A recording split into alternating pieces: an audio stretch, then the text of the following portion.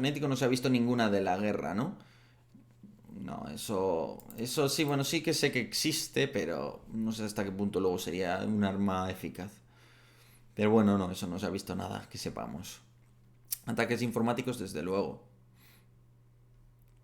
Muy buenas, Lomo, bienvenido. ¿No sería mejor que pare la guerra?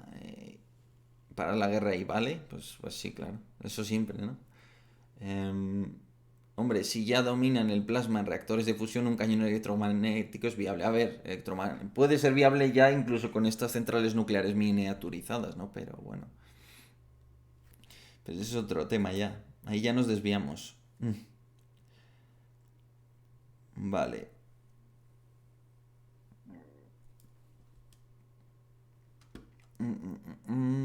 Y ahora vamos a abordar ya el último tema, que va a ser... Tenemos dos temas. Puedo comentaros el armamento español en Yemen, en la guerra de Yemen, o puedo comentaros el tema de la polémica que se ha suscitado con el rescate de unos españoles en Etiopía, ¿no? Y particularmente se hablaba de unas catalanas y tal, y podemos verlo un poco si os apetece. Pero bueno, así que os voy a hacer una encuesta, la estoy programando ahora mismo y elegís. Entonces, armas.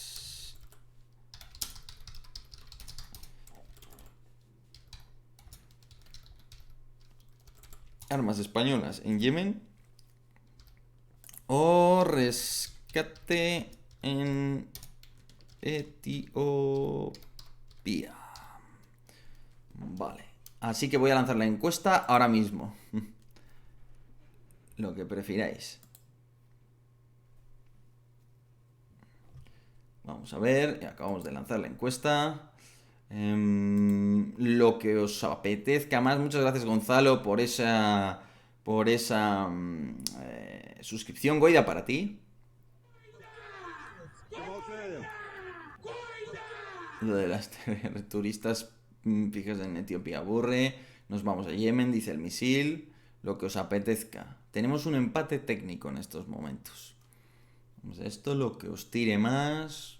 No tengo... Bueno, sí tengo preferencia, pero no os la voy a decir.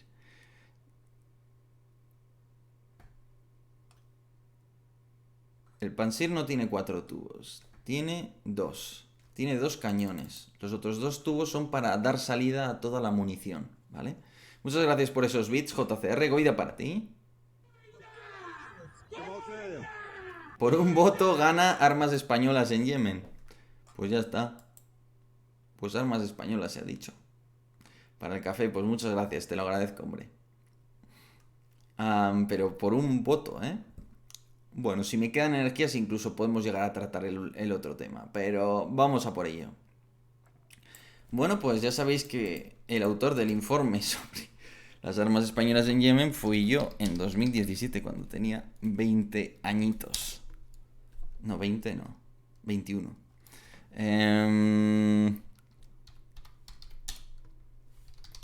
Y eso dio problemas al gobierno, dio problemas a la empresa fabricante del instalaza, dio problemas a todo el mundo. La verdad que yo no pretendía hacer eso, pero se hicieron eco del informe, que yo lo hice para una empresa de trazado de armamento, que básicamente consiste en ver el origen del armamento a través de sus marcas, una identificación del mismo, ¿no? Que usualmente eso se tiene que hacer físicamente. Excepcionalmente, pues se admitió hacerlo, vamos a decirlo así, vía OSINT, ¿vale? Y este es el informe. Bueno, ya veis que Spanish C-90 Rocket Launchers Alhambra Hand Grenades 2016. Y aquí está Almenda, junto al gran Jensen Jones, que si conocéis a Guns Jesus, que es como, bueno, pues uno de los tipos más conocidos en el mundo de las armas ligeras. Bueno, uno de los más no, pero es bastante... Por lo menos ha estado con Guns Jesus explicándole cosas. Que es ese señor que está a la derecha, precisamente, ¿no? Entonces... Bueno, pues... A ver, ¿dónde está el...? Aquí está. Pues este es el documento, ¿no? Y aquí, pues, la investigación, la verdad, todo lo hice yo prácticamente. Ellos lo maquetaron, lo pusieron bien, corrigieron mi terrible inglés. ¿Y qué se había encontrado? Bueno, pues la variante M3 del C90, que es una variante antitanque. Bueno, el C90 sabéis que es un lanzacohetes, es una bazooka, un lanzagranadas, llamadlo como queráis, español, desechable, ¿no? Es un arma bastante maja, viene siempre con esa mira, ese visor de 2 aumentos, ahora tiene uno nuevo que yo creo que es, digamos que no se desecha con cada arma. Bueno, no, ni en el original, o sea, se va cambiando lógicamente.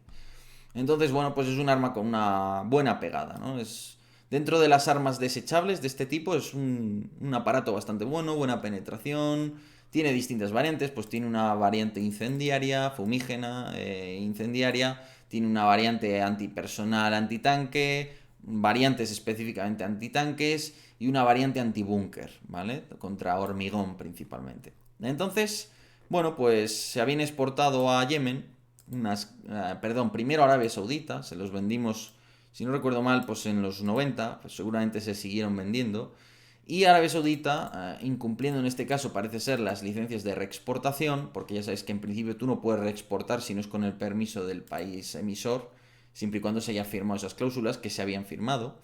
Y precisamente a raíz de eso, pues distintas unidades de las Fuerzas Armadas de Arabia Saudí fueron detectadas empleando este tipo de armas. Recordemos que esta arma se ha usado también en la guerra de Ucrania con bastante éxito. En este caso, fijaros que las emplean las fuerzas especiales precisamente de Arabia Saudita. Había una gran cantidad de ellas. Algunas, como esta, por ejemplo, fueron capturadas por los hutíes en una posición fortificada junto a muchas otras.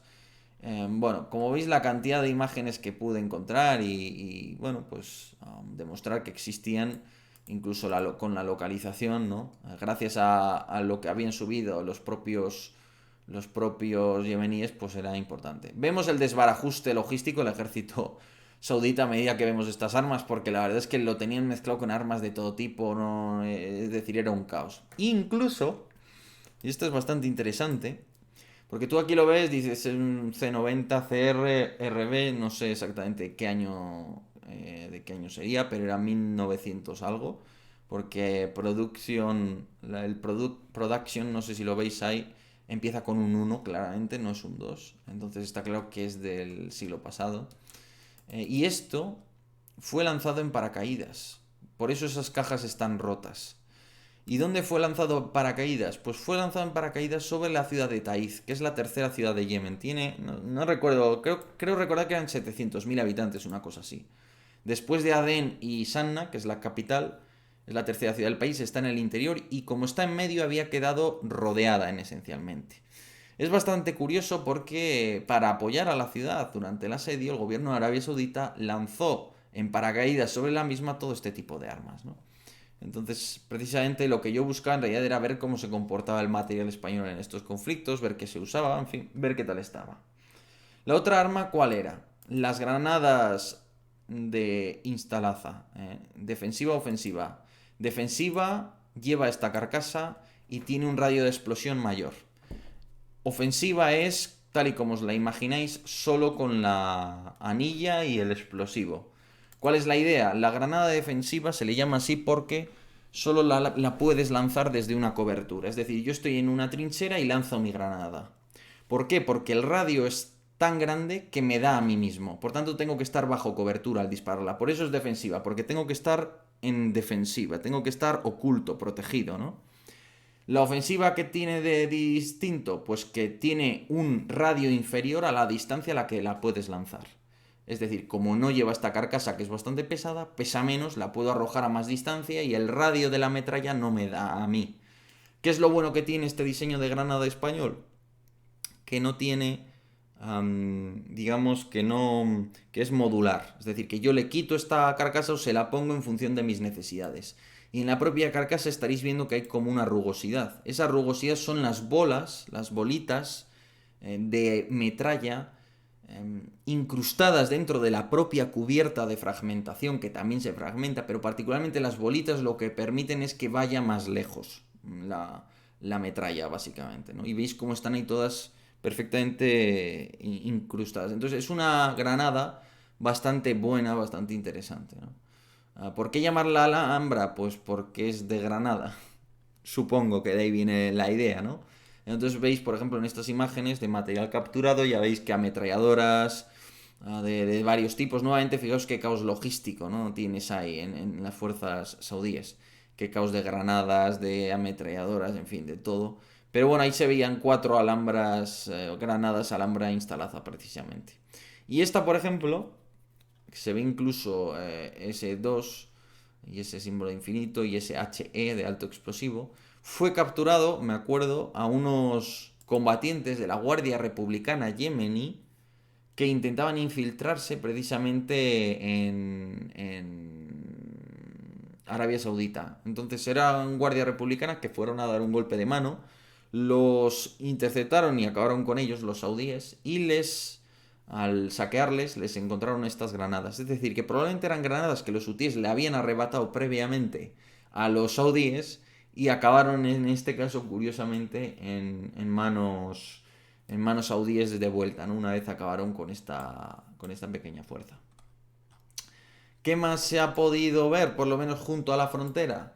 El coche blindado Eurobamtak, pero ese no está del todo claro si llegó a cruzar la frontera o no. Y el BMR 600. El BMR 600 ya os hablaré de él y de cómo combatió, porque eso me lo quiero reservar. Pero bueno, como armas españolas confirmadas, estas.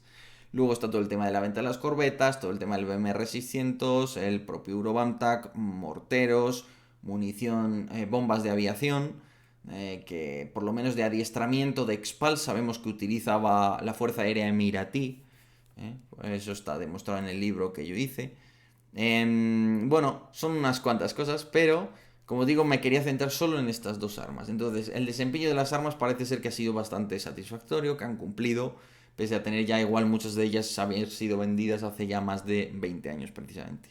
Pero es verdad que probablemente se incumplieron esas licencias de reexportación. Pero la verdad es que yo no pretendía que se causara el revuelo que se causó, porque es que esto luego salió citado en El País y todo, o sea que no en una portada, pero vamos, que era un artículo grande, amplio, me acuerdo que tenía ahí la foto, de hecho seguro que lo tengo por ahí. Fue bastante loco todo. Pero bueno, así es la vida.